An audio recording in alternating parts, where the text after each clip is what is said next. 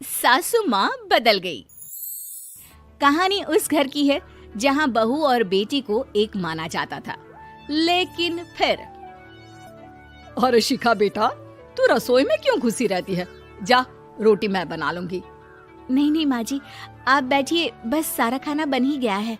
श्वेता को बोल देती हूँ, वो खाना लगा देगी सबका। सॉरी भाभी, मेरे पास वक्त नहीं है। माँ, मुझे पैसे देना, पार्लर जाना है। हाँ हाँ चली जाना, भाभी को भी ले जाना। वो भी जाने को बोल रही थी पार्लर, पर पहले ना मदद कर दे उसके खाना लगाने में। देख माँ, वो बहू है, उसे बहू रहने देना, इतना सर पर मत चढ़ा भाभी को। श्वेता, ज्यादा मत बोला कर। बहू और बेटी में कोई फर्क नहीं होता है। जा जाकर काम कर। ननद को माँ का भाभी से इस तरह प्यार करना बिल्कुल अच्छा नहीं लगता। वो बार बार किसी न किसी तरह माँ को भाभी के खिलाफ भड़काती रहती, लेकिन कोई फायदा ना होता। एक रोज, अरे बेटे किशन, जा बहू को कहीं घुमा कर ला, सारा दिन घर में काम करती रहती है। हाँ हाँ माँ, हम लोग जा रहे हैं ना गोवा। अच्छा जी, भाभी ने तो हमें बताया भी नहीं। वैसे तो सारी पंचायत करती है, ये गोवा वाली बात क्यों छुपा गई हमसे? अरे क्योंकि उसे खुद नहीं पता था बहन।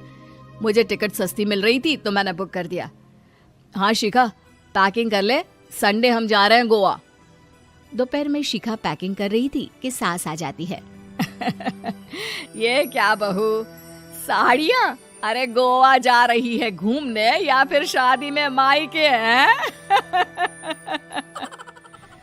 माँ जी, ऐसा कुछ है ही नहीं, समझ में नहीं आ रहा क्या रखूं कपड़े में। अरे तेरी और श्वेता की साइज तो एक ही है, उसके कुछ मॉडर्न कपड़े ले ले, आकर लौटा देना।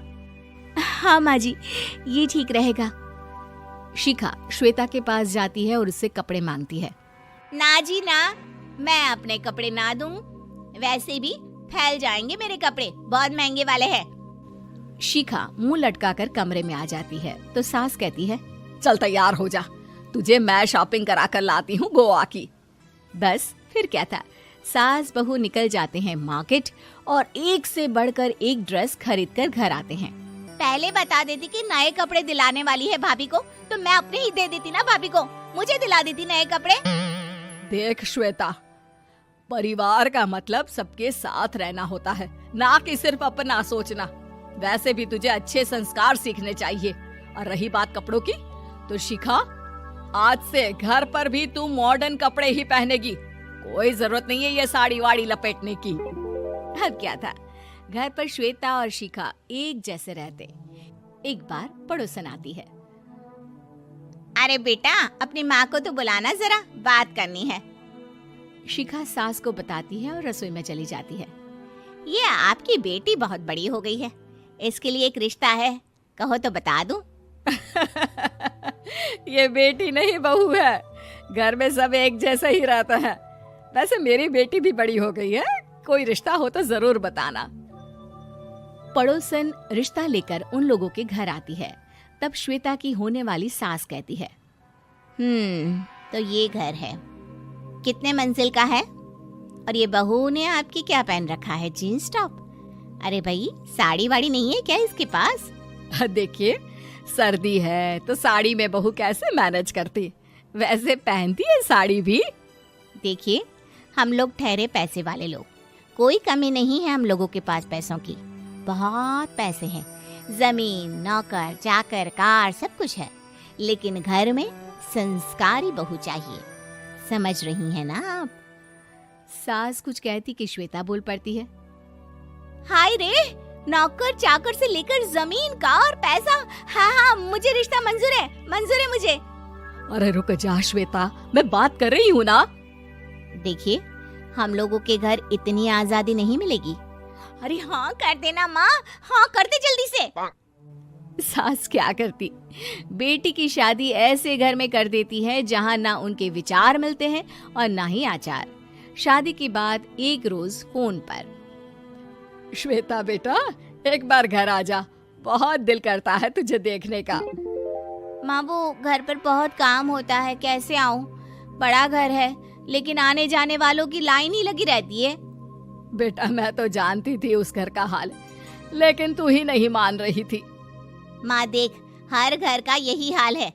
तेरी बेटी को यहाँ घूंघट हटाने की परमिशन नहीं है और एक तरफ भाभी स्कर्ट पहनकर घूम रही है।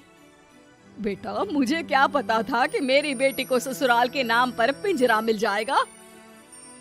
अच्छा माँ, फोन रखती हूँ, सास को गर्मा गर्म रोटी खिलानी है। तुम लोगों की तरह नहीं कि एक रोटी बनाओ, एक सब्जी बनाओ, फिर सारा दिन फ्री होकर घूमो। सास फोन तो रख देती है, लेकिन सोच में पड़ जाती है कि एक तरफ बेटी जिसे कोई आजादी नहीं, वहीं दूसरी तरफ बहू जिसे देखकर लगता ही नहीं कि उसकी शादी भी हुई है। अगले रोज। शिखा, अरे ओ शिखा। हाँ माँ, क्या हुआ? कुछ चाहिए आपको? मैं जिम जा रही थी। जिम के कपड़ों में बहू को देखकर सास को घूंघट में अपनी बेटी का ख्याल आता है। देख बहू, घर में बहू की तरह रहा कर। इतने टाइट कपड़े पहनकर जिम जाना पसंद नहीं मुझे। जा जाकर रोटी बना। रोटी? माँ अभी तो शाम के 6 बजे हैं, इस वक्त रोटी? अब क्या मेरे खाने पीने पर भी पहरा है? अरे जब मर्जी तब मैं अपने घर में खा भी नहीं सकती क्या? बहू को अजीब लगता है। वो समझ नहीं पाती कि जो सास कल तक इतनी सपोर्टिव थी, उन्हें अचानक से क्या हो गया। वो किचन में जाती है, गरम रोटी के साथ 2 तरह की सब्जी, रायता, सलाद सब लेकर सास के पास आती है। माँ जी, खाना। इतना सारा खाना? राक्षस समझा है क्या मुझे? रोटी मांगी थी मैंने गर्मा गर्म बस। पर माँ जी, रोटी खाती किससे आप? सब्जी तो बनानी थी ना। अरे भूख मर गई मेरी तेरी बहस से। जा जाकर काम कर, अंदर पूरी रसोई साफ कर। बहू अंदर चली जाती है। थोड़ी देर में श्वेता घर आती है।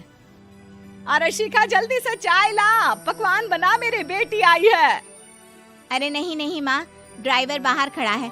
मैं तो घर का कोई सामान खरीदने के बहाने यहाँ आ गई हूँ, मुझे जाना होगा। अरे बेटा, पर कितने दिनों बाद देख रही हूँ तुझे, रहने आ जाना 2-4 दिन के लिए। आ जाऊंगी माँ, जब मेरी सास मरेगी तब। मैं तो रोज मन्नत मानती हूँ कि मेरी सास मर जाए तो अच्छा है। अच्छा चल, जा रही हूँ माँ। हे भगवान, कैसे कैसे दिन देखने पड़ रहे हैं मेरी बेटी को। सास अंदर जाती है, जहाँ श्वेता की जिम वाली सहेली का फोन आया होता है। क्या बात है, आज जिम नहीं आई? अरे पता नहीं यार, आज माँ को क्या हो गया अचानक। पर खैर कोई नहीं, लगता नहीं कि मैं अब जिम आ पाऊंगी। शिखा स्पीकर पर बात कर रही थी, जिसे सास सुन रही थी। यार ये सास ना होती ही ऐसी है। मैं तो कहती हूँ बुढ़िया जल्दी मरे और तू आराम से जिए। शिखा को सहेली की बात पर गुस्सा आ जाता है। माँ के मरने की कौन सा बच्चा दुआ मांगता है मोहिनी? आगे से ऐसी बात मेरे सामने मत करना। हमारे घर की शोभा ही माँ है। क्या हुआ जो थोड़ी सख्ती दिखा रही है? उसमें भी कोई ना कोई उनकी भलाई ही होगी।